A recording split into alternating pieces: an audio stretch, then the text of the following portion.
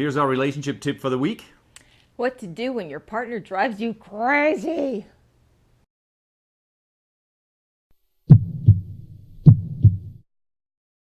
So are there things your partner does that drives you absolutely nuts? They judge you, they criticize you for doing certain things. Never clean up after themselves, always leaves the infamous sock lying around. Yeah, they're late, they don't pay attention to leaving their junk around on the counter. So one of the things we notice, actually, is that the second we don't like something, we become just like what we're not liking. So I'll give you an example.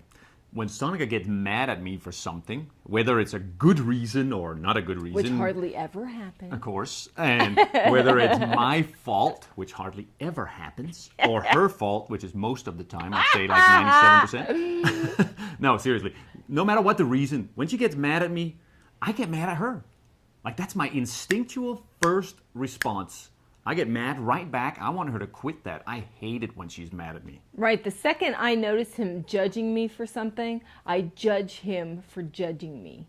It's like we become a match to the very thing we don't like. I get to watch that with my kids too, right? The second that they're not being grateful, I'm not grateful that they're not grateful. It's like I just kind of enter the same exact realm. I could join them in the same feeling, the same activity. Now, there's many ways to go about that and things you can do about that, of course. But at the very least, just realizing that I get mad at her for being mad at me and now I'm mad too. At the very least, I can see, I'm certainly no better than her. I'm just like that. Shit, I'm doing the same thing. Yeah, I do the same exact thing. It's like when I notice that I'm mad because he's mad, it's like, wow, we're both mad.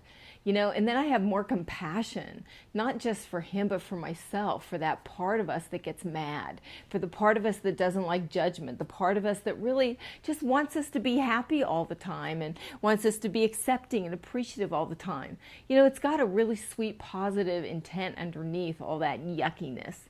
So there's two things, right? One is to notice where we're the same so we can have more compassion, and also to drop down under just the good desires underneath it.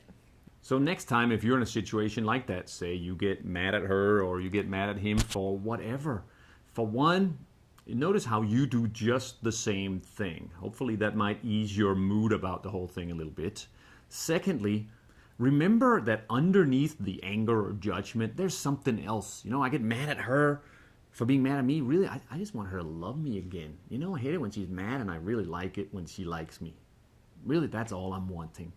Figure out what is that's all I'm wanting for you.